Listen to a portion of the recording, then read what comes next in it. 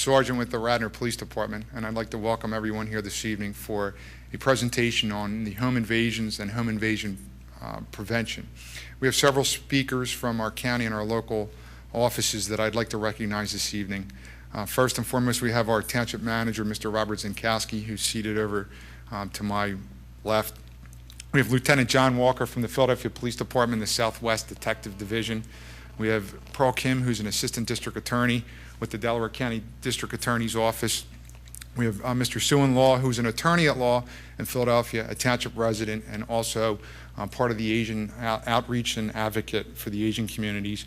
And we have our District Attorney, Mr. G. Michael Green, who is here this evening. And I'd like to turn the microphone over to him for some opening remarks and comments. Mr. Green.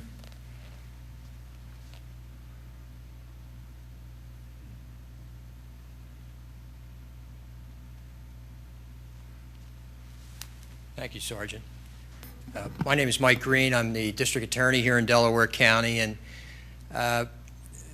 this is an incredibly important issue affecting a sizable segment of our population in Delaware County.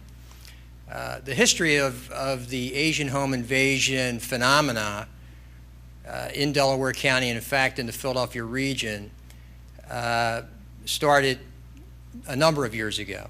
However, in the winter of 2008, in fact, Thanksgiving weekend 2008, the first in a series of home invasions occurred in Delaware County, in Middletown Township, followed within days with 2 additional home invasions occurring in Marple Township, Delaware County. As a result of that, and those events being tied together and being substantially similar in the way the operations went down, the Pennsylvania State Police reached out to me, and in turn, the Philadelphia Police Department, and specifically the Southwest Detective Division from 55th and Pine in West Philadelphia. And at that time, those 3 agencies, along with Marple Township, began a task force effort to attack the problem of crime perpetrated against Asian business owners,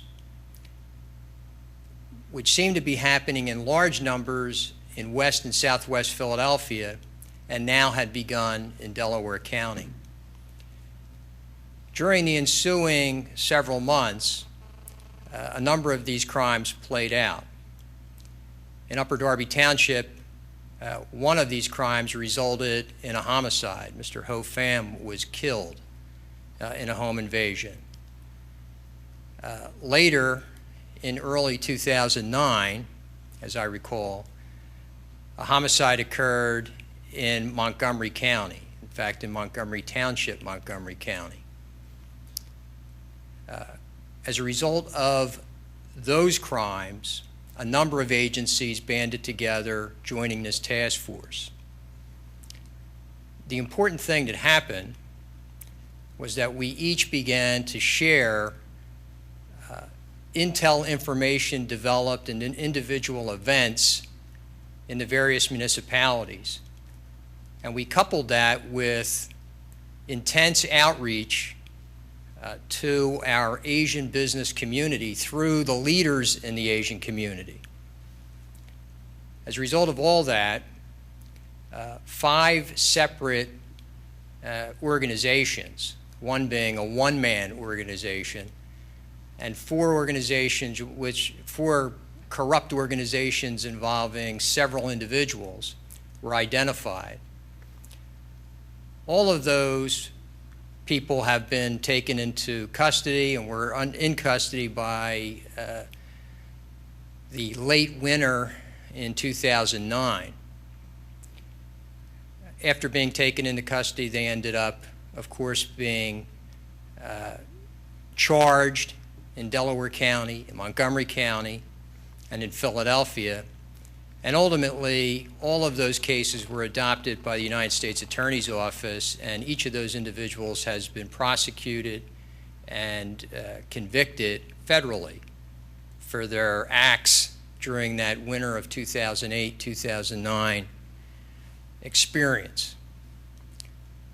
Having gone through that, we then, all of those organizations made the decision to band together in a sharing relationship, a task force arrangement, which in Delaware County we call the Cobbs Creek Initiative. That has been up, running, and has proven to be a very successful way to attack this kind of criminal activity. And the presenters who will speak and follow me tonight will explain just how that works and why the sharing arrangement has been so critical to the success of our work. And then we had the events of this summer. And I want to specifically commend the Radnor Police Department for early identifying the trend and calling a meeting here in this room on Friday, August 20th. We met that morning. We reviewed everything we had done beginning in 2008, and critically, the incidents that had been identified in Delaware County and in Philadelphia during the July-August timeframe of this year, 2010. And again, ramped up our Asian home invasion task force effort. Part of that being, again, outreach to the community, and specifically in September having a seminar-type presentation for the media and selected leadership in our Asian, Pan-Asian community in the Philadelphia metropolitan area at Delaware County Community College. Without stepping on the toes of the presenters who will follow me, I will say this. A critical bit of information developed as a result of the outreach was a report from a woman, I believe in Montgomery County, an Asian woman who received a knock at the door. When she answered her door, there was an individual who clearly was out of place. She was able to identify that person. She was able to identify the vehicle that was parked outside her home and to get at least a partial license tag on that vehicle. That critical information, when pieced together with other reports from a variety of sources across the region, by our analyst with the Pennsylvania State Police at the PASIC. PASIC is an acronym, and in law enforcement there are lots of acronyms. It essentially means the Criminal Intelligence Center with the Pennsylvania State Police located in Harrisburg. The Commissioner of the State Police, Frank Pulowski, assigned an analyst to this operation, to our Cobbs Creek Initiative, and specifically to this event, these series of events, I should say, from 2010.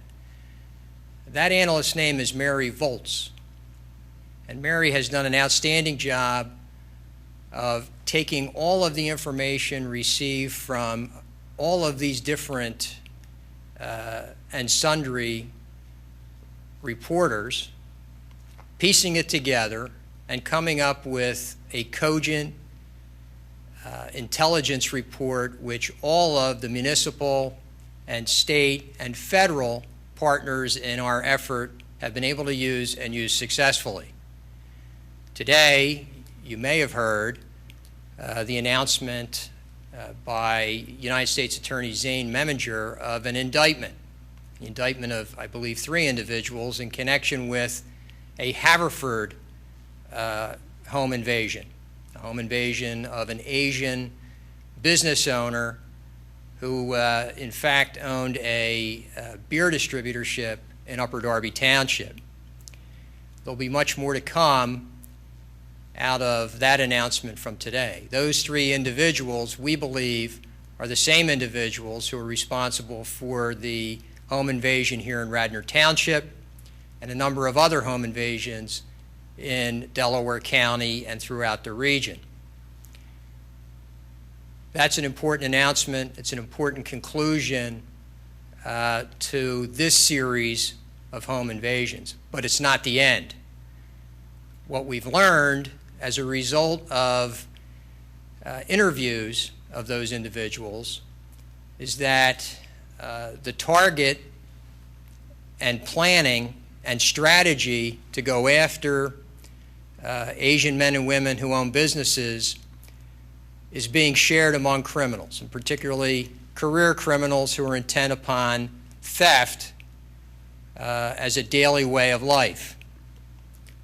So this evening's presentation we believe to be of incredible importance to the people of Radnor Township generally, and specifically to our Asian residents and those who are engaged in business and business opportunities elsewhere in the Delaware Valley.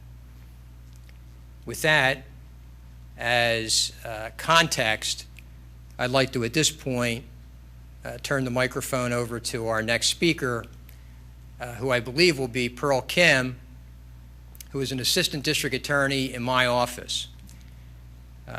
Pearl is a trial prosecutor in our Special Victims and Domestic Violence Division in the office, but she is my liaison to the Pan-Asian community and has done an outstanding job in that capacity. And with that, as a brief introduction, I'll turn the microphone over to Pearl. Pearl, thank you.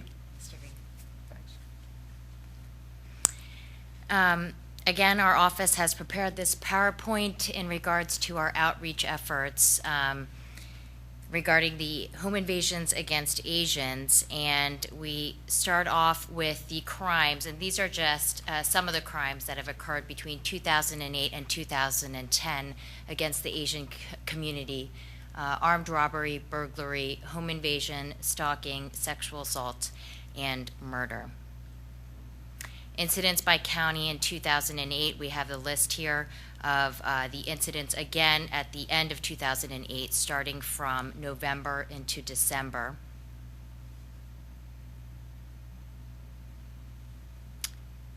And next are the incidents by county for 2010. We did not incorporate the 2009 homicide in this presentation. These are all the incidences from 2008, again starting from November and ending in the December homicide at Upper Darby.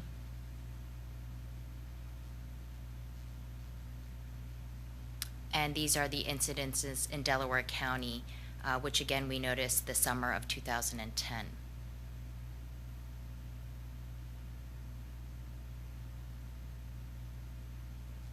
These are the incidents from Philadelphia County, 2010. And finally, we have the incidents from Chester and Montgomery County.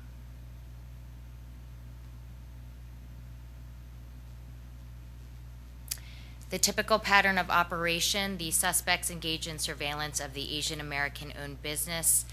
They are targeting victims of Asian descent and Asian Americans who own or operate a cash-based business. After surveilling their place of business, they are following the business owner's home, and they are also engaging in surveillance of the home, including the neighborhood. So again, we urge anyone, if they see a vehicle or just something suspect in their neighborhood, to notify law enforcement.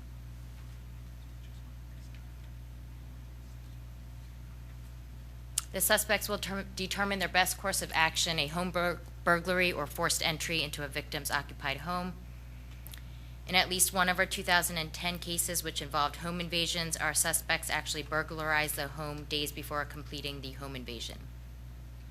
And again, we encourage people to notify the police if there has been even an attempted burglary in their home, because this is critical information for us. Again, why is the pattern of operation important? The critical tip information is used to gather criminal intelligence. And examples of information that have been useful and will be useful to us are the license plate numbers on the vehicles, the make, the model, and the color of the vehicles, and the description of unusual people and activity in the neighborhood. Why Asians? The suspects have informed us that they have targeted Asians because of their belief. They believe that Asians are more likely to carry cash or keep cash in their home, that Asians are less likely to notify police and follow through with prosecution, which is why they have targeted the Asian community. Method of entry into residence. The access has been made through unlocked doors, through first and second floor windows, and or they have ambushed residents as they entered into their home.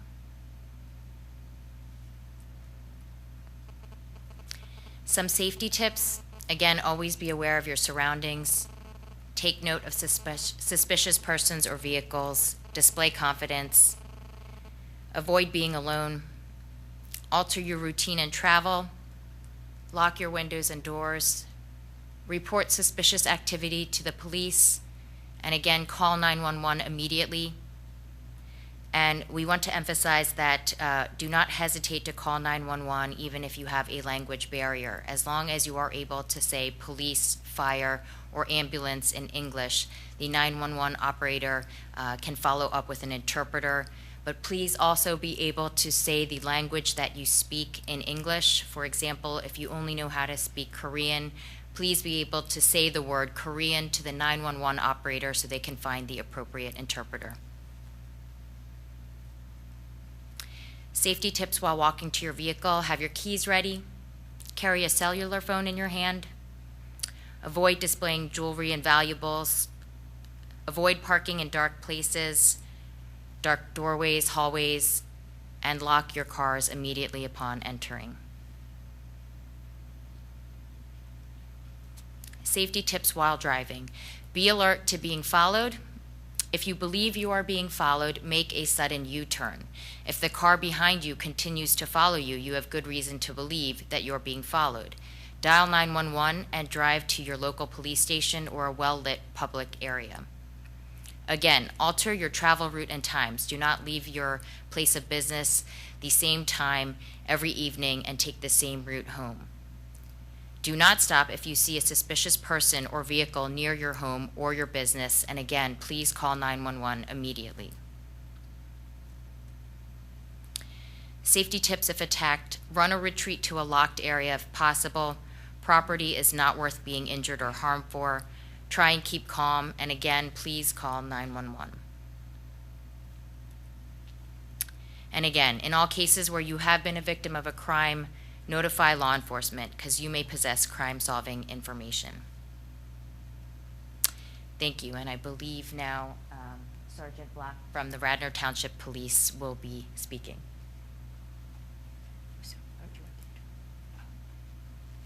Actually,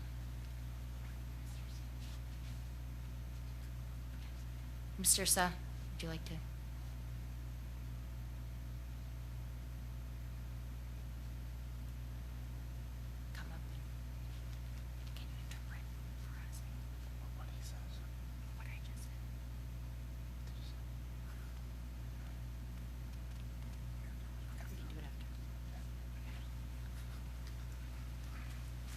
Thank you very much, Ms. Kim. This evening, what we're going to do, we just had some excellent information that was provided to us by Mr. Green and Ms. Kim from the DA's office.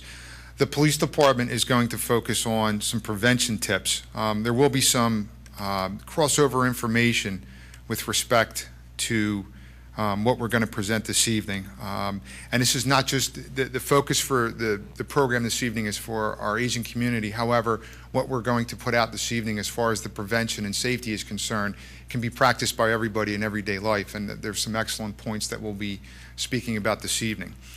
One may ask themselves, what is a home invasion? Well, a home invasion is the act of illegal burgling or entering a private occupied dwelling for the purpose of committing another crime, such as robbery, assault, rape, or murder. or any other violation of law against the occupant of that residence or that dwelling. A home invasion, though, differs somewhat from a regular residential burglary in the fact that the intent of the perpetrator is to be violent when they come into the home and the home is occupied, much in the same way as a violent crime of robbery is different from theft. A robbery occurs on the street when somebody takes something from you by force, where a theft occurs where you're not present, where one of your personal belongings may have been stolen. So the home invasions are very, very serious, as all crime is. But with the recent activity that we spoke about earlier this evening, there are numerous incidents that have occurred in the Delaware Valley over the past several months. Arrests have been made in most recent cases in Radnor Townships and the surrounding communities. As we heard earlier this evening from Mr. Green, there's been some indictments, some federal indictments that have come forth today. There were 4 subjects that have been charged with these home invasions, and the security and proactive prevention should be practiced to avert further home invasions and other crimes of violence. Victims in the region that we have seen recently over the 2008 and the 2010 period come down to the Asian business owners and their families. The businesses that are owned by victims include dry cleaners, beer distributors, and restaurants. And the businesses have been located specifically in Southwest Philadelphia and the Delaware County region. Nationwide, we find with the Asian Americans, particularly the Chinese Americans, the Korean Americans, and others of Southeastern Asian descent, have been disproportionately represented among victims and perpetrators of home invasion robberies. And as I read that statement, one may ask themselves why, and that information will be forthcoming as we go through the presentation tonight. But the crimes that we speak about that have occurred and that we've investigated are the armed robbery, the home invasion, the burglary of the residences and businesses, assaults. There are simple and aggravated assaults some of the time when there is resistance that we find in the business or the residence, and the kidnapping of a family member that may be held for ransom. So the prevention's key, that these crimes don't happen or we thwart them. Basically, how do home invaders operate? They work in groups mostly at nighttime, and that's where they conduct their surveillance, their criminal surveillance under the cover of darkness. They often observe victims for several days, following them from their place of business to their homes, their residences. This establishes a routine. They find out what your routine is so they can plan accordingly to that routine. The invaders determine the busiest day of the week in several occasions for the business owner, and they also can determine how many family members may be residing at the residence and when the residence has the most amount of occupants in it. Attempted burglaries were also reported at several of the victims' homes prior to the robberies, which may have been a test for these perpetrators. We ask ourselves why Asians, and I said we would address this. Suspects may target members of the Asian community because they believe that Asians are more likely to carry cash and keep cash in the home rather than in banks and financial institutions. They're less likely to notify the police of the invasion or the crime, and they fear retribution and retaliation against family members if a crime is reported to the police. How is the entry made into the homes, specifically under the home invasion? The subjects may knock and use an excuse to get into the victim's residence. This way they're trying to build confidence when they knock at the door. The resident may open the door with not checking through a peephole or asking who's there. The door is open and it permits them entry into the residence. Access may also be gained through unlocked doors. It can also be made through first and second floor windows. And homeowners may be ambushed when they enter their residence upon returning from their place of business. This is important because once inside, the subjects, once the doors open for them, the home invaders will use a violent amount of force and threats to gain control of the home and produce fear in the victims of that residence. Once the occupants are under control, the robbers will begin to collect the valuables located in the residence. On several occasions, the victims are tied up, either by tape, duct tape, rope, and electrical extension cords, and may also be gagged by that tape. In some instances, some robbers have been known to spend hours ransacking the residence looking for valuables while the homeowners are tied up nearby watching in terror. And again, our focus this evening right now is the prevention so this doesn't happen. We talk about that prevention. We first speak about operating our motor vehicles. You want to be aware of your surroundings. Ms. Kim stated that earlier, that always be aware of your surroundings and have a positive attitude and present positive body language when you're going to and from your vehicle, to and from your place of business, wherever it might be. When we talk about driving, be alert to being followed by other vehicles. If you believe that you're being followed, we want you to take action, and that action begins with calling 911. Stay on the phone, and the police dispatcher, all right, will prompt you for certain information. And this is important for you and your family members, all right, that you give them this information. That information is going to be what type of vehicle is it, how many occupants are in the vehicle, the sex and the race of the individuals that are in the car, the description of the car, and the license plate. This is pertinent information that law enforcement is going to need when you make that call, because we will have an immediate police response. We need that information so we can find who these individuals are and stop them and then conduct the investigation. We never want you to drive to your residence if you believe you're being followed, simply because this is taking them to where the valuables may be. So in that situation, stay on the phone with the 911 operator. We want you to drive to a place that's well lit if it's during the evening hours, and go to a heavily populated place. Tell people that you need help. Stay on the phone. The more people around, the less likely these individuals will be to commit that crime. Do not stop if you see suspicious persons or vehicles near your home or business. Continue to drive by, and again, call 911, make the police department aware of it, and have them come and investigate it. We'd rather find out that it was a misunderstanding with somebody that may be coming to see you, as opposed to having the perpetrators waiting for you to commit the crime. Additional prevention that we talk about on the home front. The same tactics used to prevent residential burglaries will go a long way to preventing forced entry into the home robberies. If you can delay a home invader at the point of entry, then you have a chance of alerting police by using that deterrent. The methods of deterrence that we want to speak about this evening begin with security alarm systems for your residents. We highly believe in these security alarms. Obviously, if you have at minimum a perimeter alarm around the entry points to the residence, and also infrared detectors from the first floor to the second floor of the residence.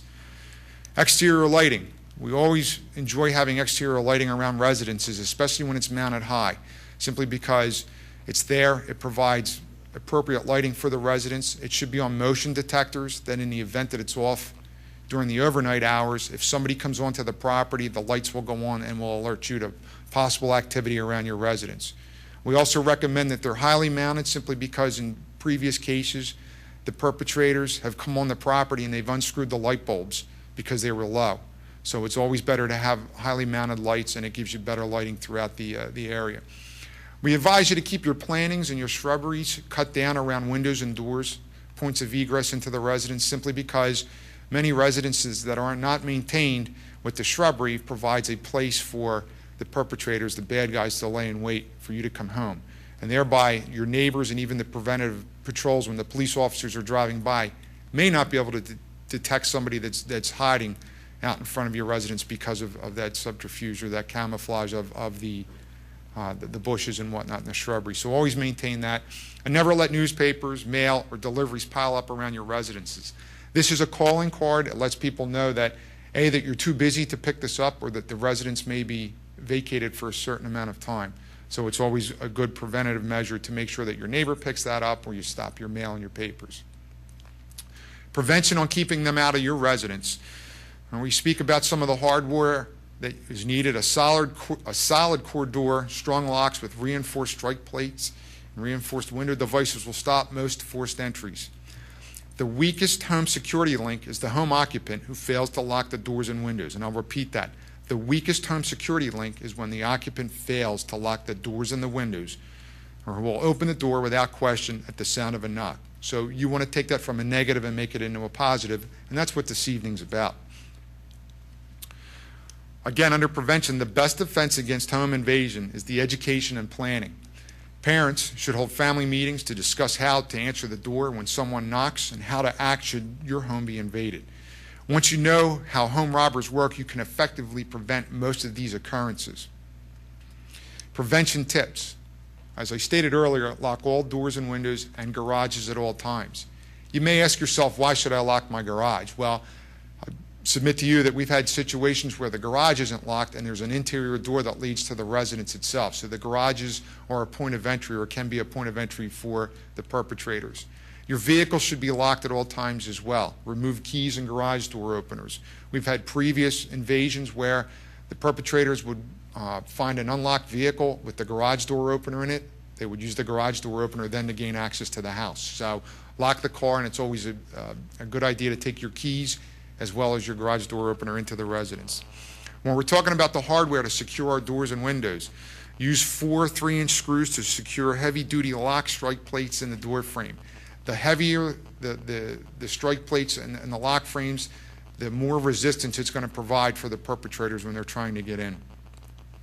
You should have a peephole in the door, and you should use that before opening the door. If you look through the peephole and you can't see out there, don't open the door. Start a dialogue, find out who the individual is and what their course of business is and why they're at your residence. Use your porch light to help you see outside the residence at night, and again, it goes back to your exterior lighting. It's very important. When we talk about doors and windows, the first step is to harden that target. So if somebody's trying to come in through a door or a window, you want to make your house more of a fortress in this aspect of it. Use high-quality grade 1 or grade 2 locks. You can speak to any locksmith, and they'll make the appropriate recommendations for your residence on your exterior doors. This resists the twisting, prying, and lock-picking attempts that could occur from time to time. You want to use a solid core metal door for all entrance points to your residence, and use a quality heavy-duty deadbolt lock with 1-inch throws, or the throw bolt itself. The deeper it goes into the sash, again, the more security you have with that. Staying on the doors and windows, we want you to use a heavy-duty 4-screw strike plate with 3-inch screws to penetrate in the wooden door frames. And on your peepholes, they should be 160 degree on the viewpoint and no higher than 58 inches. This gives you the maximum vision when you look at your front door or whatever door it might be. You never want it any higher than 58 inches simply because if somebody's short or they're ducking down below that, you may not be able to see them. Never ever rely on a change latch as a barrier to partially open the door to see who's there. We recommend the peephole, and if you don't have it, don't open the door. Go around to a window and see who that individual is, but don't open a door until you clearly identify and know who the person is. Sliding glass doors can present certain issues and problems. So what we recommend here is using a secondary blocking device in all sliding glass doors. And that secondary locking device simply can be a wooden dowel, a piece of wood, or a metal strike plate that's placed on the inside of it so that the door cannot be pushed open. Keep the latch mechanism in good working condition and properly adjusted. And also keep sliding door rollers in good condition, properly adjusted and oiled. Use anti-lift devices such as through-the-door pins or upper track screws. When we speak about the anti-lift devices, some doors, when they sit in the track, are loose, and it's easy with a pry bar or a crowbar to be able to lift the door out of the track and then gain entrance into the residence. So there should be pins that are placed on the bottom of the door so that cannot happen. It can be averted. And it's also recommended to use highly visible alarm decals on the residence. You may also beware of dog decals or block watch decals near these doors. It acts as a deterrent when people come up, and that's what we want them to do. Pick another target, not your residence. When we speak about windows that are left unlocked and open at a much higher rate than doors. Ground floor windows present particular problems simply because they're most susceptible for the perpetrators to make entrance into the residence. Windows that have latches, not locks, and therefore should have secondary blocking devices to prevent them sliding open from the outside. The secondary blocking devices, when we speak about it, we talk about the accessibility to the window. If it's going to stay open during the daytime, evening, or overnight hours, should be no more than 6 inches, and it should have pins on it, simply because it can't be raised. And we recommend no higher than 6 inches because the perpetrators can get their hands in there and then try to circumvent the pins and then break in. Make sure that someone cannot reach through that open window to unlock it, and make sure someone cannot reach inside the window and remove the blocking device. Use the anti-lift devices to prevent the window from being lifted out as well, similar to what we spoke about on the sliding doors. It's very important to be a good neighbor. We find that communication within your neighborhood can always act as a great preventer. Good neighbors look out for each other. They get to know the neighbors on each side of your home and directly across the street. By maintaining a dialogue, a friendly dialogue, everybody knows what's the norms for that neighborhood and what's not. Invite them into your home, communicate often, and establish that trust. Good neighbors will watch out for your home or apartment when you're away if you ask them. And allowing a neighbor to have a key solves the problem of hiding a key outside the door, which is never recommended. The reason being is that experienced burglars know know where to look for hidden keys in planter boxes, under doormats, and above ledges. They will take the time, if you're not there, to go through there and try to find that key. A neighborhood watch technique is set up, and it's called Your Territory, which means that your neighbors will take ownership and responsibility for what occurs in your mini neighborhood. The concept works both in the single-family home communities as well as your apartment and condominium complexes and properties. We spoke about lighting earlier. We'll give you some tips on that. Use interior light timers to establish a pattern of occupancy, and you can move those timers around on different days of the week to have them turn on and turn off, so not to establish a routine. Exterior lighting should allow 100 feet of visibility. Use good lighting along the pathway and at your door. Use light timers or photocells to turn lights on or off automatically. And use the infrared motion sensor lights on the rear of single-family homes. Again, I spoke about that. If they're mounted high and you have those devices, anything that's moving at the rear of the property will activate those lights. Alarm systems. Alarm systems can be very effective if they're set. Unfortunately, we've had situations where people do have those alarms and they do not use them and they become victims. The perimeter door and window sensors can be activated when the home is occupied. The alarm can be set to go off instantly upon unauthorized entry. The alarms have different sensitivities, and they can be adjusted based on the activity in your residence, such as pets and things of that nature, and they can be set higher so that the pets do not activate those.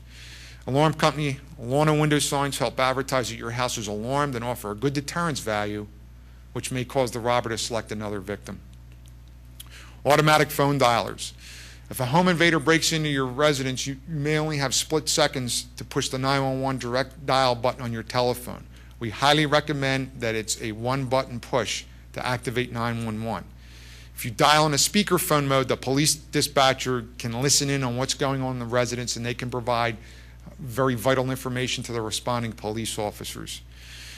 Every telephone in your home should be programmed with this feature, and all family members should be instructed on how to make this emergency call. We also recommend to always maintain a hardwired landline in your residence, simply because in this day and age, most people are operating off of cellular phones or they have cordless phones in the residence. They're acceptable. However, if you have a situation where there's a power failure at the residence, the cordless phones won't work. So you will not have a direct means of communication coming out of the residence. The hardwired landline will work. It's consistent.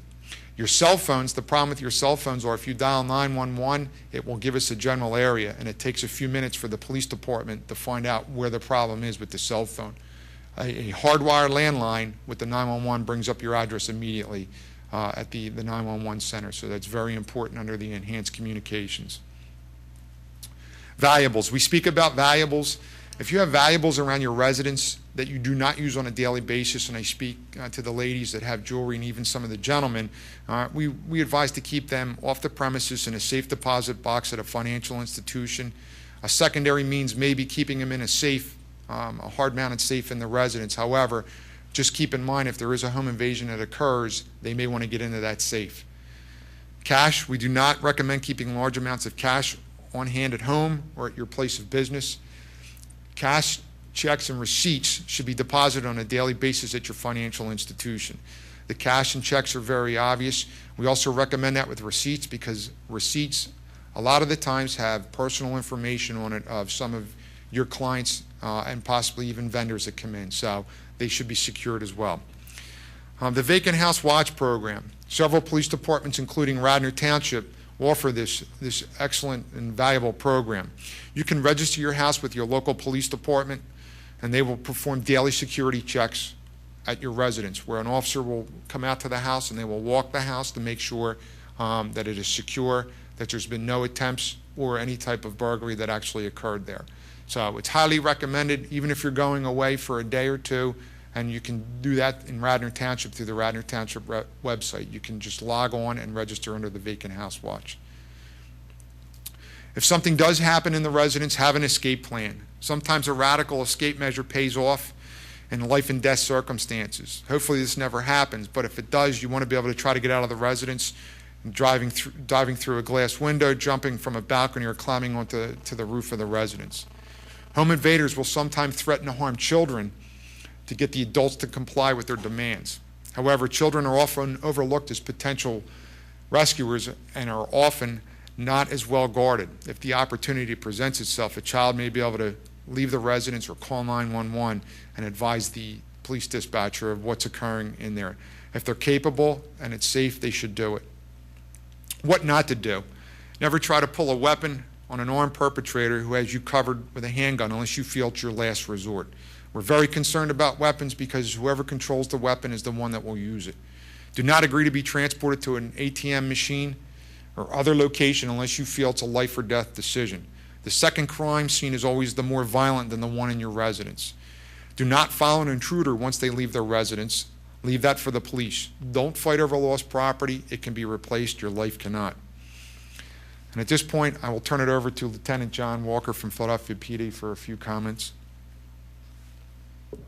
Again, thanks for the invite tonight. Just briefly on the investigative part of this, we had, back on June 21st of this year, the first series of robberies occurred in Philadelphia County. We had 4 in succession. And then they moved into Haverford, Upper Darby, and then Radnor Township. And as a result, as D.A. Green spoke about, of a effort in 2008 and a relationship that was established, we saw the need to coordinate our efforts better in a more regional perspective because of a lot of issues that criminals from Philadelphia were moving into the counties and easily, committing these crimes because of the GPS factor that we now have and the cost factors for those items. I mean, you could buy a GPS today for $50. So what we've learned, it was important for each agency, state, local, federal, to work together as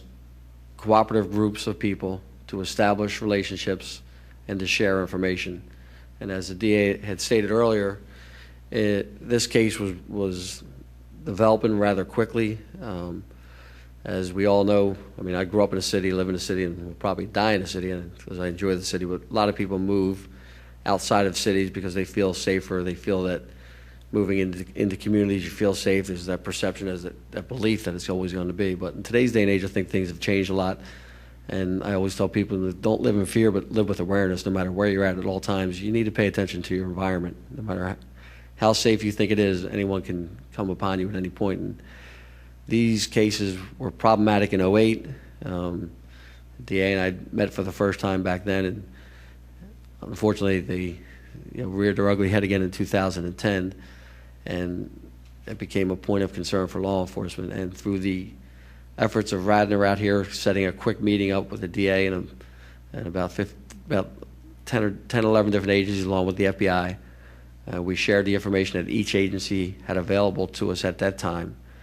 And then we did some outreach in Philadelphia with our Asian community. The DA did one in September out in Delaware County that we all attended.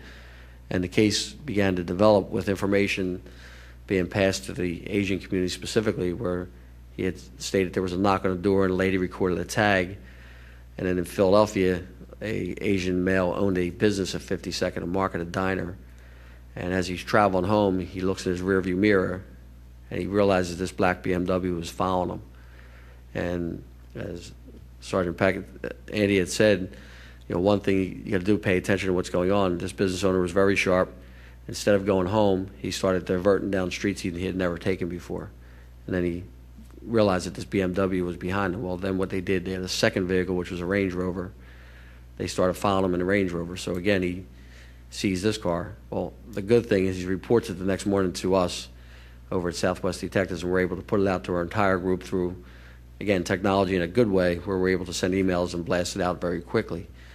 In addition to that, one of my detectives, who's been with our division for about 10 years, had a source out there on the street who had come to us and provided us with a group of guys that he thought may have been involved in these home invasions. He gives us the information these guys had just purchased a BMW and a Range Rover, and that he believed that they were involved in these home invasions. So with the little pieces of information that had come in with the task force, we were able to work with getting a tag from the lady who had this knock on her door in the early morning hours. And the reason why the knock comes on the door is not only were they doing home invasions, they were doing burglaries with this organized crew. So they'd knock on the door to see if anybody was home. And then if they were home during the day, they make up a story. I'm looking for John Walker. John Walker doesn't live here. Okay. Well, you sure? And because of the outreach that the DA had done in this county, this person knew to call the police, and she recorded the tag. So we were able to get the tag. It tracked back to a gentleman in the West Philadelphia area who was in a 400 block of Horton Street, which is a pretty impacted drug area. We followed it up with the information from the gentleman from the diner, and then we decided to work with the FBI to track this particular vehicle. And on October 14th, we set up a surveillance on the. We were able to obtain the information on the Range Rover. The FBI surveillance team sets up on the car. They come out early morning hours on October 14th, and they travel into the north end of our city with two vehicles. They've now changed them. They traded the BMW in for a white Infiniti, but they kept the same tag. They were stupid enough to keep the same tag. And they traded the Range Rover in for a 745 BMW, but again, kept the same tag. So they followed them early morning hours. They watched them knock on the door. No one answers. They did a burglary. They watched the burglary go down.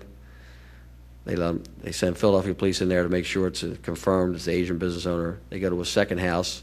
They try to get in. They can't get in. Then our Highway Patrol Division, along with the FBI, take them down in the cars that they had, bringing them into custody. So there's 4 gentlemen in the car. 2 are brothers. One gentleman who immediately began to engage in conversation with us, and that's how we were able to crack the case. But it all came from a lot of this. The important parts of this is communication, and law enforcement, most importantly, getting the information out within your communities on the practices to take and the things you should do, and little pieces of information. In law enforcement, it's like building a puzzle. But I can tell you, I'm my 21st year in law enforcement, that the cooperation wasn't always there. It was each agency for themselves, because everybody really came down to credit and so on and so forth. But the district attorney out here, when I first met him, I kind of felt that he believed that, as I believe, it's everybody needs to coordinate their efforts, and there's no longer the ability for people to withhold information. Every piece of information is important. It's about all communities being safe. It's just not about Philadelphia or Radnor or any other county. It's about everybody being safe out there. And clearly, these individuals in 2008 and 2010 were targeting people just because of their ethnic background and the fact that they were getting a lot of money. So it's a unfortunate thing that we have to live like that in society, but it's reality. And the important thing is that the information gets out there, and I can assure you that in this county, that the police personnel that I work with, the law enforcement people, state, federal, and local, have your interest in the interest of this community in their minds at all times. And we try to do what we can immediately to get information out there. And through the district attorney pushing forward the Cobbs Creek Initiative, we now have an email program that instantaneously, when crimes are going on in Philadelphia, they're going out to Delaware County. When Delaware County crimes are going on, they're coming into Philadelphia. So information is being passed back and forth so that we can eliminate a lot of these things that are going on. So that's all I have. Thank you. Thank you, Lieutenant Walker. I'm going to turn the podium over to Mr. Suin Law, who has information this evening on victims advocate and information.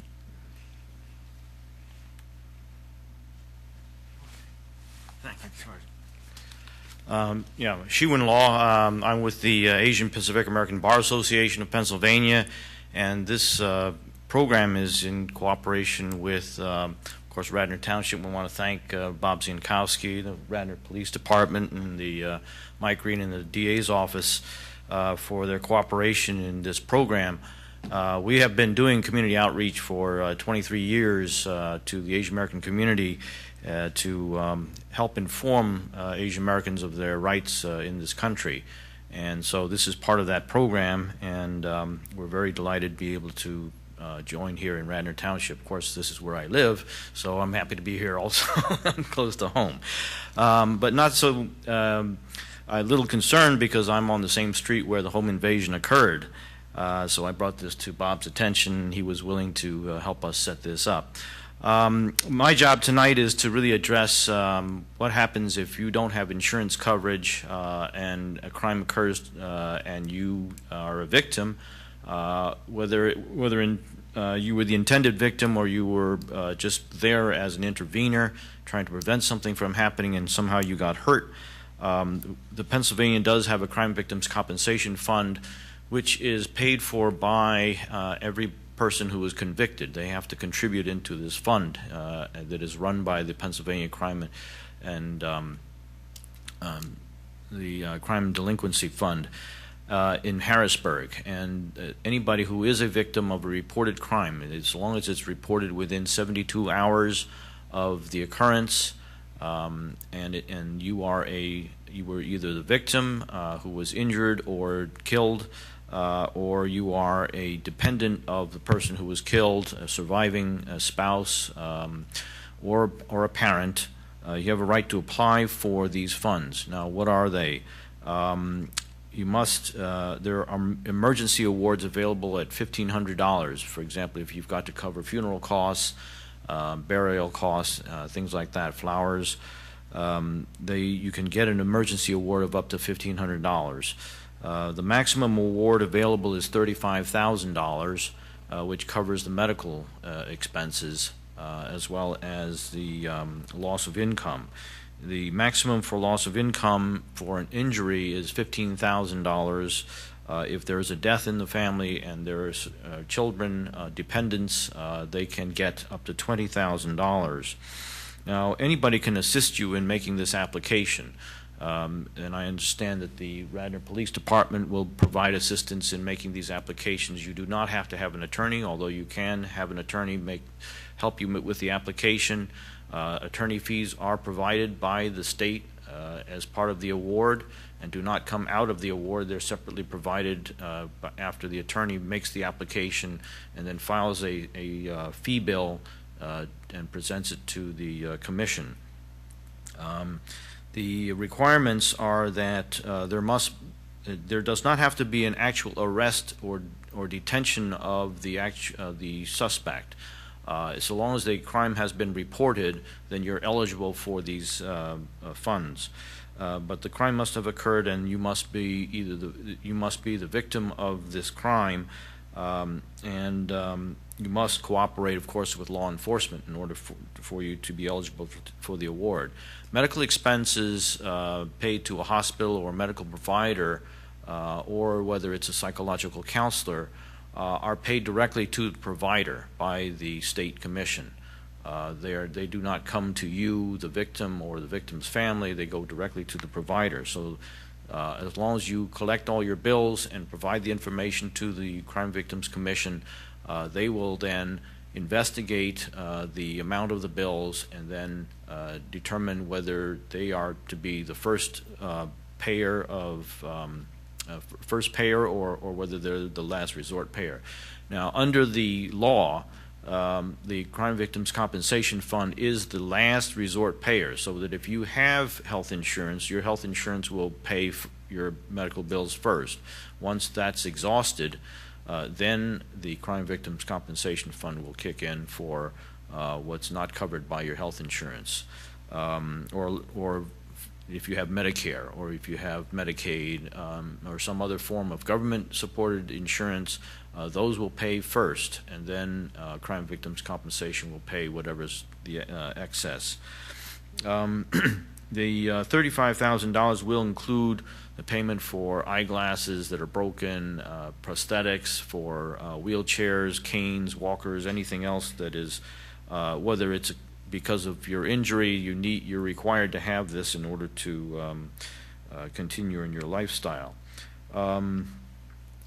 The other rights that you have as a victim are to claim for restitution. For example, when the district attorney brings the case, you have a right to inform the district attorney as to what your losses have been, whether it's for cash that's been stolen, whether it's jewelry or other personal items that have been stolen and not retrieved. If items have been retrieved and are being used by the district attorney for purposes of evidence against the perpetrators, that you can claim that after the case is finished, and there's no longer a need to hold that in evidence. So those are the kinds of rights that you have under the Crime Victims Compensation Fund, and we'll be happy to answer any questions that you might have. Thank you.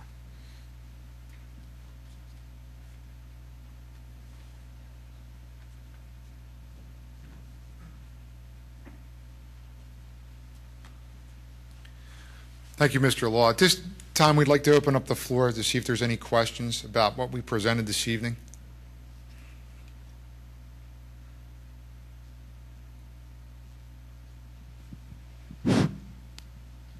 I just wonder if you can generalize a profile of a typical perpetrator, or are they varied?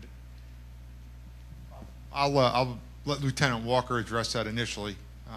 It does vary, but I'll give the mic to him. In the '08 cases, young African American kids, the one kid, Clarence Powell, had relatively minor contact with police. He commits his first job around 56 and Vine. He does a gunpoint robbery at a McDonald's, and then he hooks up with a kid named Mike Lassiter, who the two of them decide to start doing home invasions. They started around Temple University of students, then into Drexel, and then moved into the Asian home invasion jobs. Powell was 19 years of age and Lassiter was 21. But then we learned through our investigation, again, stupid criminal tricks is when we take down Lassiter in '08, he has a note in his zipper pockets in the wintertime, and it's a demand note that he used in 3 bank robberies. While obviously doing these jobs also. So in the 2010 jobs, these guys were career criminals. Terrence Downing, who we believe is the ringleader, is a 31-year-old male. He spent 10 years in jail for armed robbery. He gets out and begins to meet up with these other characters, and they start to come up with a scheme to get this kind of money. Now again, stupid criminals, in addition to them changing tags and living this lifestyle with the money that they're taking from people rather than going out and getting a real job when they finish serving their sentence. They want to live a lavish lifestyle, and so other people out there are hardworking people. We were fortunate in Terrence Downing's home. We did the search warrant, the 52-inch TV that he took off the people. I mean, that's how ignorant these guys are. Not only do they invade people's privacy and create some psychological damage to people, is whoever wants to be, first of all, you don't want to be burglarized, but to have to be home invaded between 9 o'clock and 4 o'clock in the morning when you're just getting home from a long day's work creates some psychological problems for some people. But they take the 52-inch TV, and lo and behold, when we go into his house in the 400 block of Horton, the 52-inch TV that they'd taken a month earlier was hanging nicely on the wall inside the property. So in this case, it was totally different than the first case. These guys have very extensive records, have served some lengthy jail terms with these characters. So they clearly have indicated through our investigation that they're just targeting basically cash businesses. And the first group said the same thing. They're just looking at cash business, easy hits, and then the information. And we're trying to see how deep it goes into the prison system if people are coming up with these plots. But I think it's just the stereotypical things that are being used. That's why the outreach to the community is important to us. In addition to that, just to add, what Lieutenant Walker is talking about also is these were crimes of opportunity. I don't believe you have a single case where a door was kicked in, for instance, or anything of that nature in gaining access to a house. Windows were open. They entered through open windows. They knew the structures were occupied. The student off-campus housing at Temple and Drexel, those of us who went to college know what that's like. These were young college guys, primarily, who simply left the front door wide open. Easy access, easily stole all the electronic equipment, cash, other things that may have been of interest to them in these homes from these students. A chilling series of cases from '08 involved an individual by the name of Jermaine Burgess. Burgess was older. He was in his 30s. He committed a home invasion in Ridley Township, killed an elderly woman, Marie Ott, brutally after committing a robbery. What happened in that case, he learned because he had a contact in that neighborhood that Mrs. Ott had won what I think most of us would consider a relatively modest sum of money at a casino in the preceding week. So he broke into the house looking for that cash. He sexually assaulted her, and then he murdered her. Subsequent to that, he gains entry to a home in Upper Darby Township. He sexually assaults the wife and then murders in the process Ho Pham, a Vietnamese gentleman, hardworking couple, wonderful family. Again, crime of opportunity, found an open, I believe, window, gained access. He was in there to commit a theft. But again, a person with a long criminal history and a violent person who ultimately is taken into custody in Southwest Philadelphia after, at I believe knife point, Lieutenant Walker, doing a carjacking, pulling two women, one of whom was pregnant, out of a, I believe, Dodge minivan, commandeering the vehicle, getting involved in a high-speed run through a busy city street, and eventually careening into a building, I believe. When he was taken into custody over the ensuing days, he was connected through various bits of evidence to these two brutal homicides and the sexual assault. So I think to summarize, you're looking at a group of, actually several groups of young men who shared information, easy targets. This is an easy way to make a significant amount of money in a hurry, and there are plenty of opportunities to do it. And then we had a very violent, extremely aggressive offender who had been through the criminal justice system, and I certainly believe he's been convicted of in both homicide cases and of the sexual assaults in Delaware County, that his intention was to kill to cover his trail. So these are serious cases, and the information provided by Sergeant Block and by Pearl Kim, I think, is critically important to our community at large, and certainly to the Asian business community. Thank you. Any other questions from the audience? Hi. In regards to the Asian home invasions, why do the criminals decide to go the home invasion route instead of doing a burglary during the day when maybe no one's home? Well, one of the aspects we're finding in the home invasions is that the reason they're doing the home invasions is the people are in there, and it will, under the sheer threat of terror, that will lead them to where the valuables are in the house. A lot of the times they want to get in and get out. There are occasions where they do spend an extraordinary amount of time in there, but usually with the home invasions, it's violent. And also, as we stated earlier tonight, sometimes the victims are less likely to contact the police because they know that there's fear of retaliation or retribution. So that's been our experience that we've had within Radnor Township over the last several years. I'll turn it over to Lieutenant Walker through his experiences as well in the city.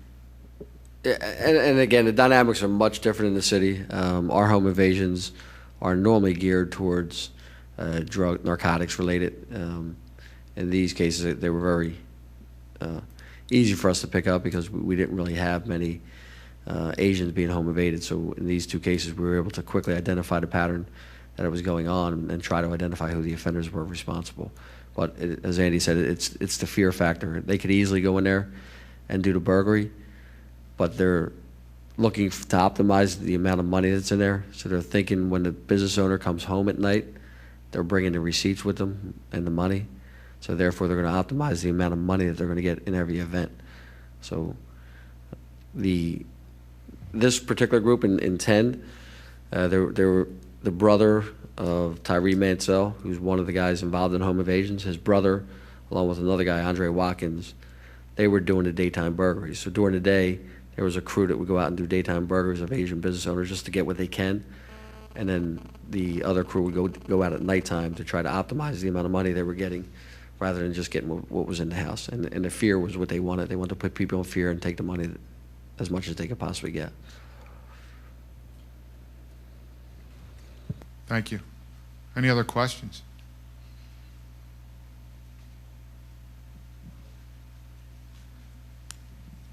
I just, in the interest of information of how people in general, you need to be aware of your surroundings. It doesn't have anything to do with a home invasion, but earlier tonight, we just had to rekey the locks of a house of a victim who earlier today was at the YMCA in Berwyn and puts his clothes in a locker and didn't lock the locker. So somebody stole the keys to his car out of the locker while he was swimming, goes out to the parking lot, goes in the car. The guy had left his wallet over the visor. So he steals the wallet. I think there was a spare key to the house in the wallet. By this evening, he'd already transferred $2,000 out of the account because he kept his passwords in the wallet. It's all because he didn't have a lock for his locker. So it's just another one of those things. You take a lot of things for granted, and you really can't do that anymore. And unfortunately, it's all too common. We have this every day, these types of crimes that occur, and we're constantly investigating them. That's why we can never be outspoken enough about the prevention. The prevention tactics go a long way, as we see in this unfortunate incident here, where it's a ripple effect on that victim's life now. It's not just the keys, the house, it's into the identity theft and everything else. So that's why we preach all the time about the prevention aspect of law enforcement and crime prevention itself. At this point, I'm going to turn it over to DA Green. He has a few closing comments, and then we will wrap up for this evening. I just, by way of conclusion, want to thank those who came out this evening to listen to this, and also commend those who have watched this on television. This is important information. Sergeant Block showed tremendous leadership back in August when he called the first meeting, identifying the pattern quickly, getting all of us out, and getting on top of this in a hurry. As you heard from Lieutenant Walker with the Philadelphia Police Department, the arrests were effected by October 14th. Those individuals have now they've been in custody, several of them. They were indicted earlier today, at least with respect to one of our cases. But as a result of the information learned, we do believe they were involved in all of the cases known to us in Delaware County, including the case here in Radnor Township. Reporting these crimes is critically important to us. That seems like a kind of a trite thing to say, but among the bits of information we've learned from this crew once they were in custody is that they probably committed a number of burglaries, robberies, and potentially even other home invasions that have not been reported to us by victims.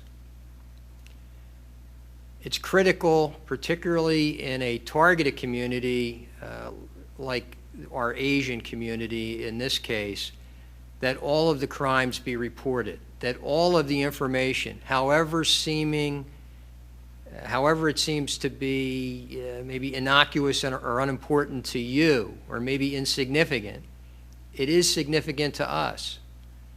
There's no question that that woman who answered the door and had the presence of mind to report immediately to us information she observed on scene, how that information resulted ultimately in a surveillance that affected the arrest of these 4 individuals in Northeast Philadelphia. We need that kind of cooperation from everyone in the community. My final point is this. all of us, all of the good and decent residents, not only of Delaware County, but of our metropolitan area, have to band together to protect each other. In a sense, you have to be selfish. Protect yourself first. Pay attention. Be aware of your surroundings. But we need you to protect each other. I need you to help protect me and my family. And you expect the same of me as another citizen here in the area. Please keep that in mind. And again, report criminal activity and unusual circumstances that you observe immediately.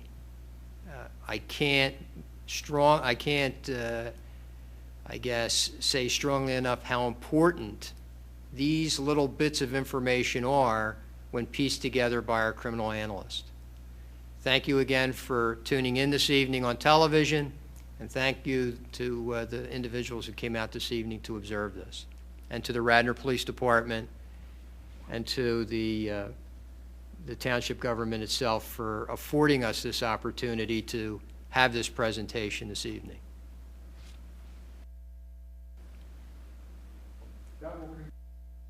Program, and as far as the Radnor Township Police Department is concerned, we'd like to thank all of our participants in the panel, and also to recognize Mr. Law, who spoke with our township manager, Mr. Zinkowski, to bring this outreach in this format here this evening. And I think it's been beneficial for everybody.